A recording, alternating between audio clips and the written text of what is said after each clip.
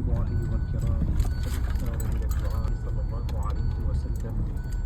إن في الجمعة لساعة لا يوافقها مسلم يسأل الله فيها خيرا، ساعة لا يرد فيها سائل سأل الله وضرع إليه وأخلص له وصدق في الدعاء كما أخبر بذلك الرسول الكريم عليه الصلاة والسلام. ذكر فيه أن ساعة لا يرد فيها سائل، وثبت عنه صلى الله عليه وسلم ما يدل على أن أرجى وقت لهذه الساعة وقتان: أحدهما إذا جلس الإمام